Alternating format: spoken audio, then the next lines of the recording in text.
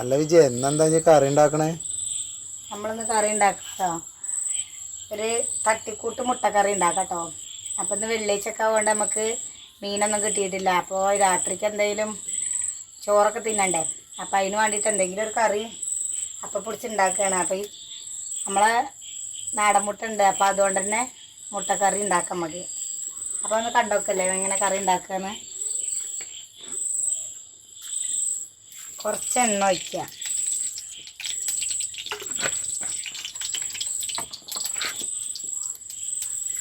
ഇത് ചെറുള്ളി അരിഞ്ഞത് ഇടുക കേട്ടോ.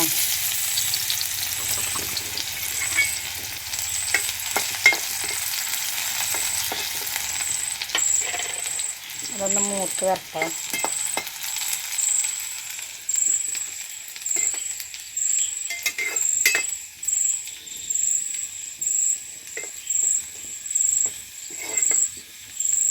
ചെറുള്ളി ഒന്ന് മൂത്ത് വരുമ്പോൾ നമ്മളിതൊക്കെ വറ്റൽമുളകും കൂടി ചേർത്ത് കൊടുക്കുക.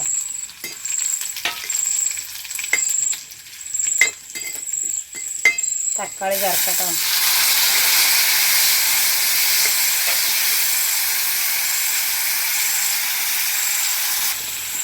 ഇനി തക്കാളി ഒന്ന് ചേർത്ത് കൊടുത്തിട്ട് അതൊന്ന് അടച്ച് വെച്ചിട്ടൊന്ന് വേവിക്കട്ടോ, ഒന്ന് വാടി വരട്ടെ.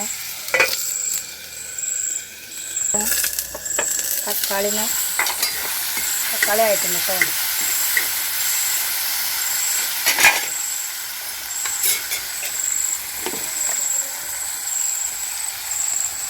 കുറച്ച് മഞ്ഞൾപ്പൊടി ഇട്ട് കൊടുക്കാം.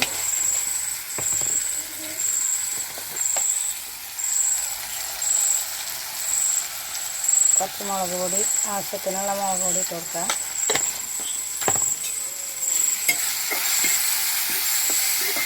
നമുക്കൊന്ന് വഴറ്റി കൊടുക്കാം കേട്ടോ.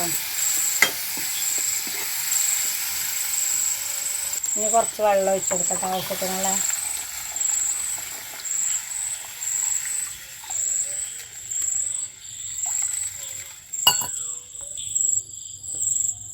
അതിലേക്ക് ആവശ്യമുള്ള ഉപ്പും കൂടി ഇട്ട് കൊടുക്കുക. ഉപ്പിഞ്ഞ് നോക്കിയിട്ട് വേണമെന്നുണ്ടെങ്കിൽ നമുക്ക് പിന്നെ ഇട്ട് കൊടുക്കാം. ഒന്ന് അടച്ച് വയ്ക്കട്ടെ, തിളച്ച് വരട്ടെ. അപ്പം നമുക്ക് തിളച്ച് നോക്കാം. തിളച്ചിട്ട് നിൽക്കാം.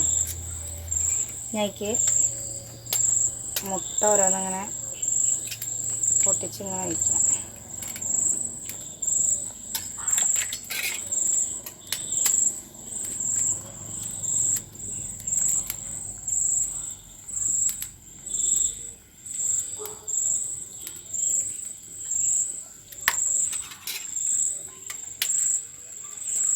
ഇത് നാടൻ മുട്ട കേട്ടോ, ഇത് നമ്മളെ വീട്ടിൽ തന്നെ ഉണ്ടായതാണ്.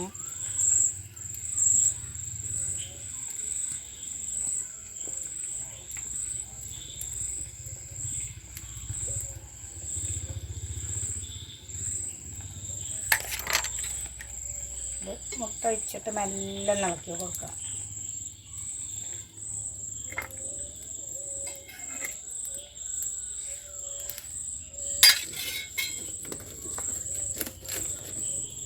മല്ലിപ്പൊടി ചേർത്ത് കൊടുത്തിട്ടില്ല കേട്ടോ. അപ്പോൾ ഒരു 3 സ്പൂണ് മല്ലിപ്പൊടി ചേർത്ത് കൊടുക്കുക. മല്ലിപ്പൊടി ആദ്യം ഇട്ടാൽ അതിൻ്റെ ആ ടേസ്റ്റ് നമുക്ക് കിട്ടൂല കേട്ടോ.